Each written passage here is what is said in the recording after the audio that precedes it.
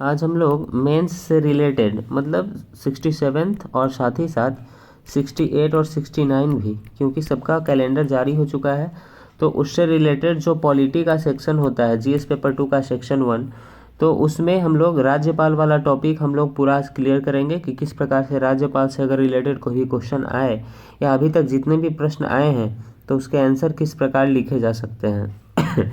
तो आइए इसको देखते हैं। तो सबसे पहले पिछले साल जो पूछे गए प्रश्न हैं वो किस प्रकार के हैं वो देख लेते हैं। तो भारतीय राज्य में जो राज्यपाल की भूमिका है उसका आलोचनात्मक परीक्षण और विशेष रूप से बिहार के संदर्भ में करना है। क्या वह एक कठपुतली है? तो यहाँ से क्या पता चल रहा है? यहाँ से ये पता चल रहा है कि देखिए क्या हमको लिखना है।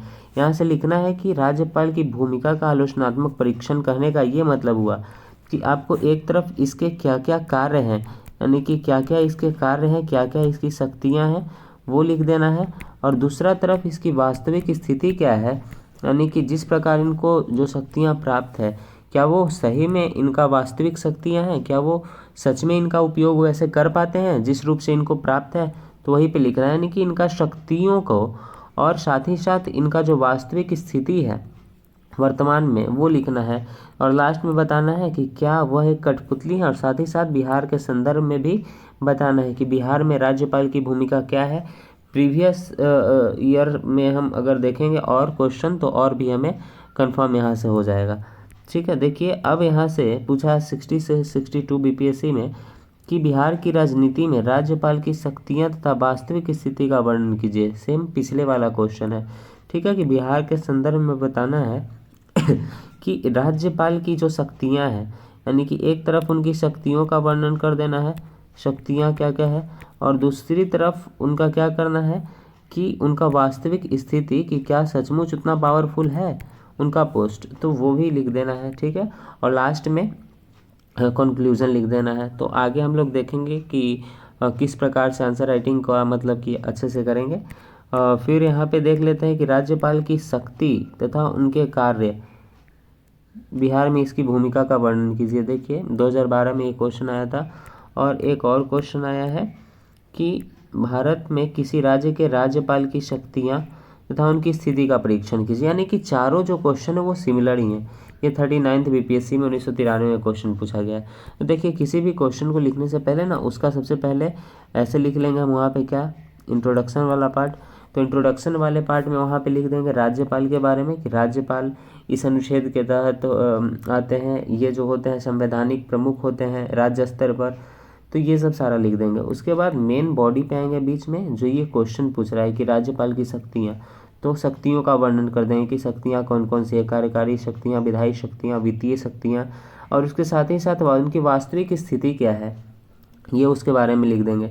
तो ये हो गया इंट्रो वाला पार्ट, और ये हो गया मेन बॉडी वाला पार्ट, और लास्ट में कंक्लूजन वाला पार्ट यहाँ पे लिख देंगे। कंक्लूजन में पॉजिटिव ही दिखाएंगे। ठीक है, लास्ट में परीक्षण करना है तो परीक्षण में पॉजिटिव ही दिखाएंगे, किसी भी कीमत पर इनको निगेटिव यानी कि इनको इनकी भूमिका को राज्य स्तर पर कम दिखाने की कोशिश नहीं करेंगे।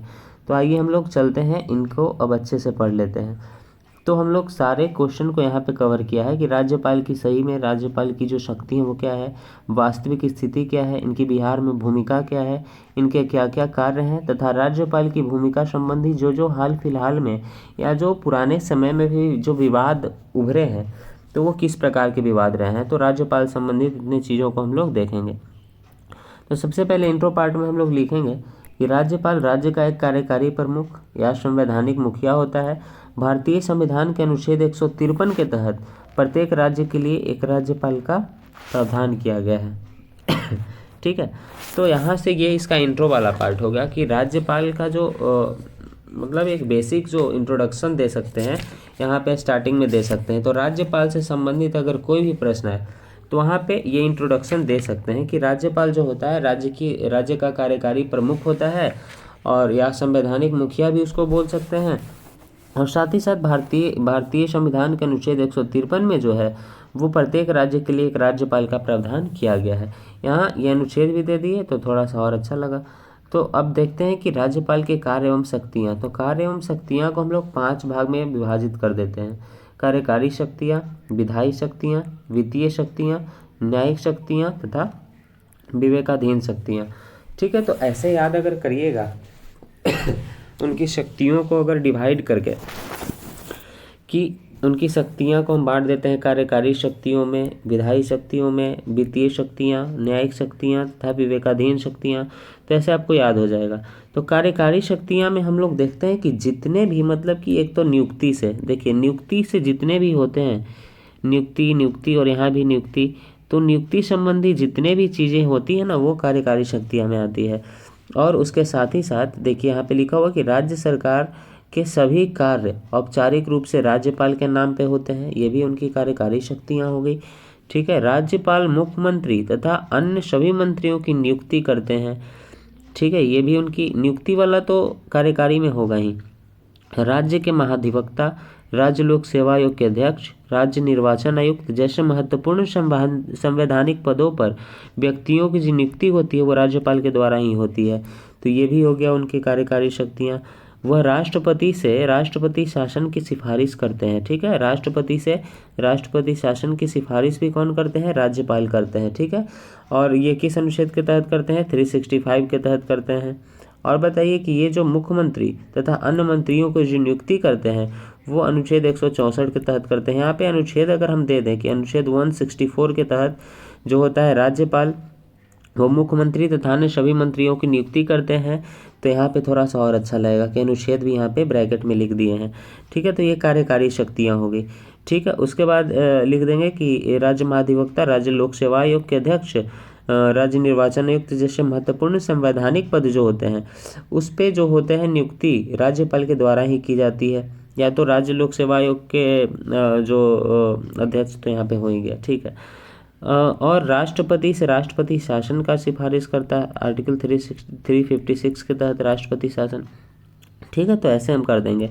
उसके साथ ही साथ वो क्या होता है कि वह राज्य के सभी विश्वविद्यालयों का क्या होता है? कुलाधिपति होता है, तथा कुलपतियों की नियुक्ति भी कौन करते हैं? राज्यपाल ही करते हैं। यानी कि नियुक्ति से संबंधित जो भी प्रश्न हो, जो भी यहाँ पे बात आएंगे वो उनकी कार्यकारी शक्तियाँ में चली जाएंगी। यानी कि या तो अगर वो नियुक्ति हो ये कुलपतियों की, या फिर अगर महत्वपूर्ण संवैधानिक पदों पर नियुक्ति हो जैसे राज्य निर्वाचन आयोग, या तो फिर बीपीएससी यानी कि राज्य लोक सेवा आयोग, या फिर राज्य के जो महाधिवक्ता हैं, या साथ ही साथ जो मंत्री और मुख्यमंत्री का जो नियुक्ति होता है वो भी सभी कार्यकारी शक्तियां में आती हैं। और साथ ही साथ जो राज्य सरकार के सभी कार्य होते हैं औपचारिक रूप से राज्यपाल के नाम पे होते हैं, और वो राष्ट्रपति शासन लगाने की सिफारिश भी करते हैं, ये भी कार्यकारी शक्तियाँ में आती हैं। तो ये उनकी कार्यकारी शक्तियों में दिखा देंगे। उसके बाद आते हैं विधायी शक्तियाँ। तो उनकी विधायी शक्तियाँ क्या हैं? तो विधायी शक्तियाँ विधानसभा और विधान परिषद से संबंधित जो भी शक्तियाँ होती है, और साथ ही साथ अध्यादेश और यही सब, वो सारी विधायी शक्तियाँ में आ जाती है। तो राज्य विधानसभा के सत्र को आहूत करने या तो सत्रावसान या विघटित करने की जो शक्ति होती है वो भी किनके पास होती है? वो भी राज्यपाल के पास होती है। यानी कि विधानसभा से शक्ति क्या है? विधानसभा से संबंधित शक्ति राज्यपाल के पास। तो विधानसभा से संबंधित शक्ति ये है कि वो विधानसभा के सत्र को आहूत करते हैं, यानी कि स्टार्ट करते हैं, या तो और उसका फिर सत्रावसान भी करते हैं, और उसको विघटित भी कर सकते हैं। ये हो गया विधानसभा से उनके संबंधित शक्ति। ठीक है, और फिर अगर हम देखें तो अच्छा, ये कौन सा आर्टिकल के तहत होता है? ये आर्टिकल 174 के तहत होता है। ठीक है, तो यहाँ पे आर्टिकल अगर हम दिखा दें कि ये जो होता है, जो सत्रावसान, विधानसभा का सत्र को आहूत करना, सत्रावसान करना या विघटित करना, ये आर्टिकल 174 हाँ 174 के तहत ये करते हैं राज्यपाल। तो 174 के तहत राज्यपाल ये काम करते हैं। ठीक है, ये हो गया विधानसभा से संबंधित। अब विधान परिषद के कुल सदस्यों का जो 1/6 सदस्य जो होते हैं वो नामित किए जाते हैं किनके द्वारा? बताइए किनके द्वारा? राज्यपाल के द्वारा। और वो 5 क्षेत्रों में किए जाते हैं। कौन कौन क्षेत्र में? समाज सेवा, सहकारिता, साहित्य, कला और आंदोलन के क्षेत्र से। ठीक है, तो 5 क्षेत्रों से किए जाते हैं। ठीक है, कितने क्षेत्रों से किए जाते हैं? 5 क्षेत्रों से किए जाते हैं। तो वहाँ पे हम दर्शा देंगे। फिर राज्य में जो अध्यादेश की जो घोषणा की जाती है आर्टिकल 213 के दौरान, यानी कि मान लीजिए कि अगर राज्य विधानसभा भी नहीं काम कर रहा हो तो वैसी स्थिति में, या राज्य विधान परिषद नहीं काम कर रहा हो, तो वैसी स्थिति में जो अध्यादेश लाने का अधिकार होता है अनुच्छेद 213 के तहत राज्यपाल के पास होता है, तो वो उनकी विधायी शक्तियों के तहत आता है। साथ ही साथ वह विभिन्न रिपोर्ट जैसे कि वित्त आयोग की रिपोर्ट, राज्य लोक सेवा आयोग की रिपोर्ट और कैग परीक्षक की रिपोर्ट को विधानसभा के समक्ष प्रस्तुत करते हैं। ठीक है, यानी कि विधायी शक्तियाँ में विधानसभा और विधान परिषद से संबंधित जितने भी उनके पास शक्तियाँ हैं वो सभी विधायी शक्तियाँ में आ जाएगी। तो ऐसे हम वहाँ पे लिख सकते हैं। साथ ही साथ अगर हम वहाँ पे अनुच्छेद का डिस्कशन कर देते हैं थोड़ा सा, कि विधानसभा के सत्र को आहूत करने या सत्रावसान करने या विघटित करने का अधिकार जो है वो आर्टिकल 174 के तहत उनको मिला है, तो वो और भी अच्छा हो जाएगा। ठीक है, तो अब आगे देखते हैं। विधायी शक्तियाँ भी हो गई। अब वित्तीय शक्तियाँ उनके पास क्या है, तो वित्तीय शक्तियाँ हैं कि वित्तीय शक्तियाँ में एक धन विधेयक, दूसरा जो बजट और तीसरा वित्त आयोग, इन 3 चीज़ों का वर्णन करेंगे। ठीक है, कि राज्यपाल के पास कौन कौन सी शक्तियाँ हैं, तो उनमें वित्त शक्तियों में कौन सी शक्ति है, तो वित्त शक्ति में 3 शक्ति का हम मेनली वर्णन करेंगे। ठीक है, कौन कौन, एक होगा धन विधेयक, एक होगा जो बजट होता है जो वार्षिक वित्तीय विवरण कहलाता है, और साथ ही साथ ये वित्त आयोग जो होता है ये।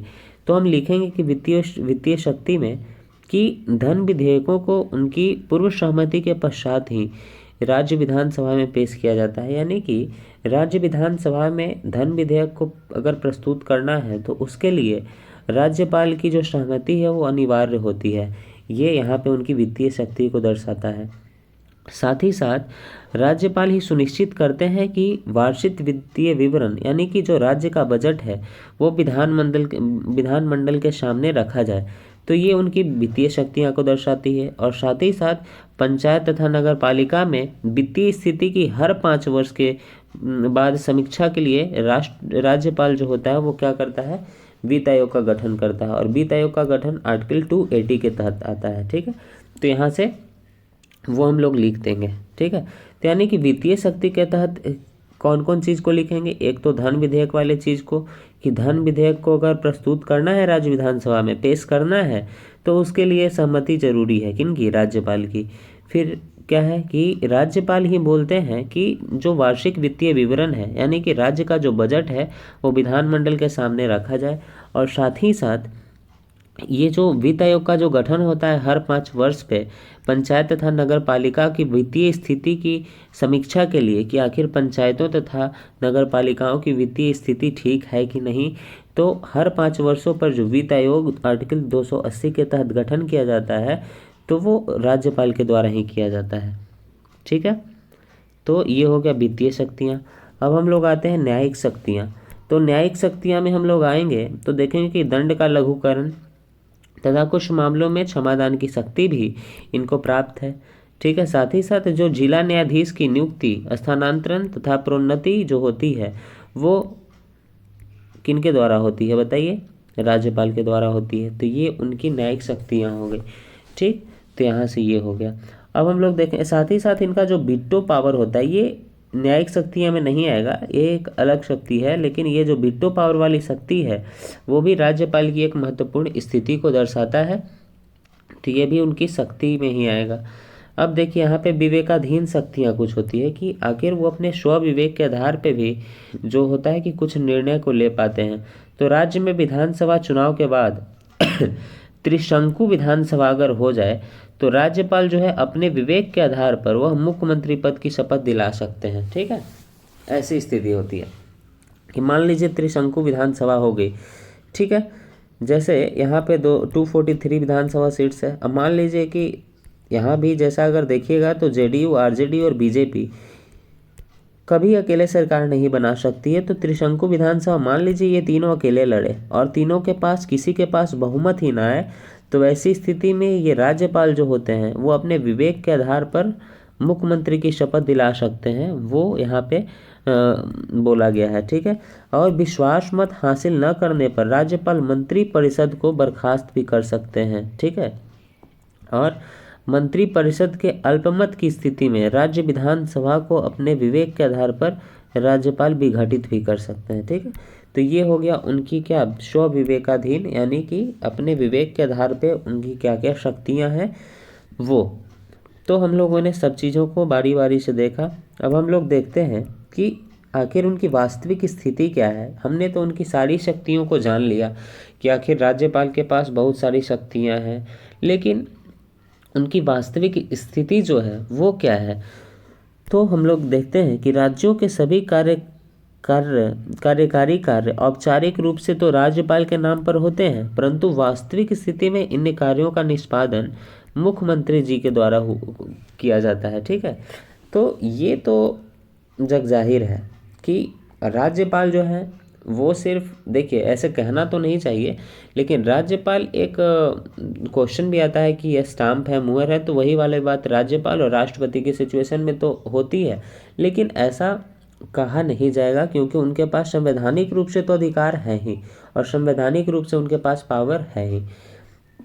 तो राज्यों के सभी कार्यकारी कार्य औपचारिक रूप से तो राज्यपाल के नाम पे होते हैं, जो हमने उनकी कार्यकारी शक्तियों के तहत देखा था कि कार्यकारी जो कार्य होते हैं वो औपचारिक रूप से राज्यपाल के नाम पे होते हैं, लेकिन उन कार्यों का जो वास्तविक निष्पादन जो होता है ना, वो मुख्यमंत्री जी के द्वारा किया जाता है। ठीक है, राज्यपाल अपने अधिकांश शक्तियों का प्रयोग तथा कार्यों का संपादन मुख्यमंत्री की नेतृत्व वाली मंत्री परिषद की सलाह पर ही करते हैं। ठीक है, ये हो गया। अब देखिए, हालांकि राज्य लोक सेवा आयोग के सदस्यों की नियुक्ति राज्यपाल ही करते हैं, परंतु उन्हें हटाने का अधिकार किसके पास होता है? सिर्फ राष्ट्रपति के पास होता है। देखिए यहाँ पे वास्तविक स्थिति में हम लोग ये जो पूछता है ना कि आलोचनात्मक वर्णन कीजिए, राज्यपाल की भूमिका का आलोचनात्मक वर्णन कीजिए, तो एक तरफ उनकी शक्तियों को दर्शा देंगे और दूसरी तरफ उन शक्तियों का प्रयोग क्या उनके द्वारा समुचित रूप से किया जा रहा है। अगर नहीं किया जा रहा है तो वो भी लिख देना है, वही उसका आलोचनात्मक वर्णन हो गया। तो हालांकि राज्य लोक सेवा आयोग जो है उनकी सदस्यों की नियुक्ति राज्यपाल के द्वारा की जाती है, परंतु उन्हें हटाने का अधिकार किनके पास होता है? राष्ट्रपति के पास। ठीक है, अब देखिए, राज्यपाल का स्थानांतरण केंद्रीय मंत्रिमंडल की सिफारिश पर राष्ट्रपति के द्वारा कभी भी किया जा सकता है। देखिए, यह राज्यपाल की राजनीतिक अस्थिरता को संदर्भित करता है, अतः यह राष्ट्रपति के प्रसाद पर्यंत पर रहते हैं। ठीक है, राज्य में राजनीतिक अस्थिरता के समय राज्यपाल की महत्वपूर्ण भूमिका निर्वहन करते हैं। ठीक है, यानी कि राज्य में अगर राजनीतिक अस्थिरता हो गई तो उस समय राज्यपाल जो है वो महत्वपूर्ण भूमिका भी निर्वहन करते हैं। ये सारे पॉइंट हो गए। अब देखिए, बिहार में राज्यपाल की स्थिति क्या है अभी, मतलब उनका क्या क्या अभी तक, मतलब एक इतिहास उनका क्या रहा है राज्यपाल का बिहार में, वो हम पढ़ेंगे। तो देखिए, 1999 में तत्कालीन वाजपेयी सरकार द्वारा बिहार में राबड़ी देवी की सरकार को बर्खास्त कर राष्ट्रपति शासन लगाने की सिफारिश की गई। वहाँ भी जो है वो राज्यपाल की एक विवादास्पद जो भूमिका थी वो सामने आई थी, तो ये लिखेंगे बिहार में इनकी भूमिका में। 2005 में राज्यपाल जो बुट्टा सिंह थे उनके द्वारा किसी भी पार्टी को सरकार बनाने के लिए आमंत्रित नहीं किया गया, तो वहाँ एक संवैधानिक संकट खड़ा हो गया था। तो ये भी एक भूमिका ही थी उनकी राज्यपाल की जो वहाँ पे दिखाई गई थी। ठीक है, और तीसरा 2017 में राज्यपाल केसरीनाथ त्रिपाठी, आरजेडी जो थी वो विधानसभा की सबसे बड़ी पार्टी थी। उस समय आरजेडी अलग थी और जेडीयू बीजेपी एक साथ में थी, लेकिन फिर भी आरजेडी है सरकार नहीं बनाई थी क्योंकि उनको न्योता ही नहीं दिया गया था केसरीनाथ त्रिपाठी जी के द्वारा।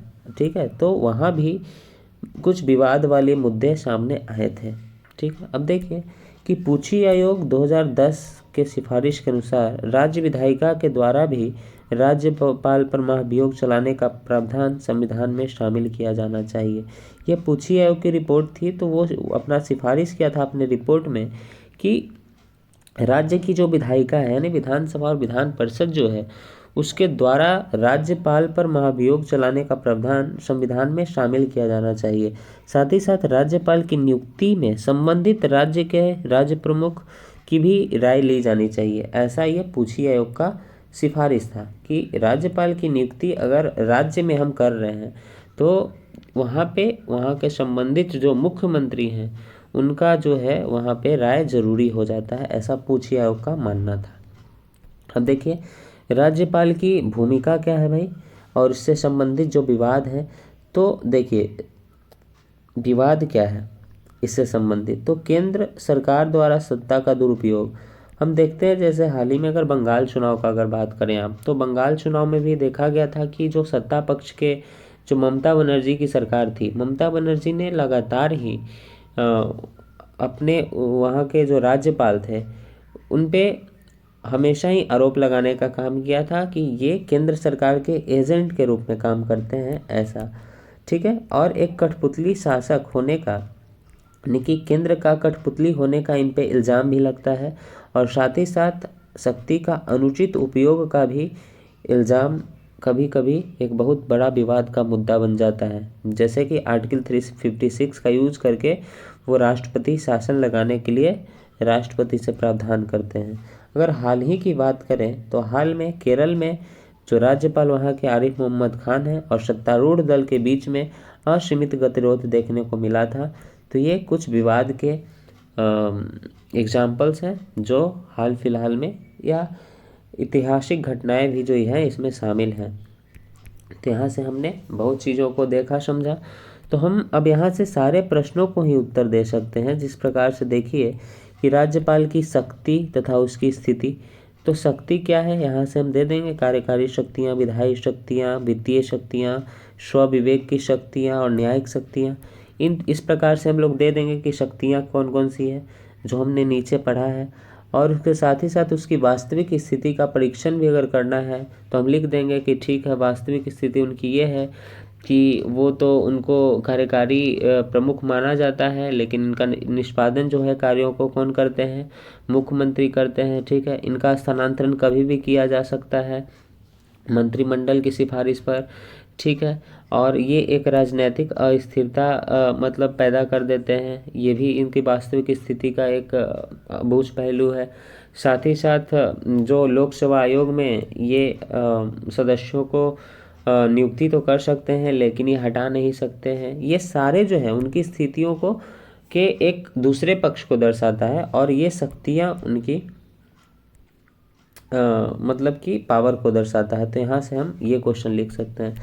अब देखिए ये क्वेश्चन जो था कि शक्ति और उनके कार्य की बिहार में भूमिका, बिहार के बारे में हमने 2-3 एग्जाम्पल दे दिया। 2017 में केसरीनाथ त्रिपाठी वाला, 2005 में भुट्टा सिंह की सरकार जो थी, और 1999 में वाजपेयी सरकार में जो है वो राबड़ी देवी की सरकार को मतलब बर्खास्त करके और वहाँ पे राष्ट्रपति शासन लगा दिया गया था। ये 3 जो हैं ये बिहार में ये इनकी भूमिका हो गया। और शक्ति तथा कार्य वही 5 शक्तियाँ, विधायी शक्तियाँ, विवेकाधीन न्यायिक शक्तियाँ, वित्तीय शक्तियाँ और कार्यकारी शक्तियाँ, ये सब हम लोग लिख देंगे यहाँ भी, ठीक है। तो ये हो जाएगा।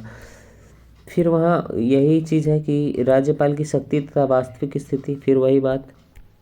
और यहाँ पे जो 64th बीपीएससी में पूछा गया था कि राज्यपाल की भूमिका का आलोचनात्मक परीक्षण, यानी कि इनका जो शक्तियाँ हैं 5 ठो हम जो बताए हैं वो, और साथ ही साथ इसका जो वास्तविक स्थिति यानी कि इसको शक्तियाँ का वो खुलकर इस्तेमाल नहीं कर पाते हैं, इसके लिए वो कहीं ना कहीं मंत्रिमंडल पे निर्भर रहते हैं या तो फिर उनके पास पूर्ण अधिकार नहीं है। ये सारे चीज़ को वहाँ पे दर्शा देना है। और लास्ट में साबित ये करना है कि नहीं वो एक कठपुतली नहीं है केवल, ठीक है, हमेशा ही पॉजिटिव दिखाना है। तो बस इतना ही करना है। चलिए ठीक है, थैंक यू।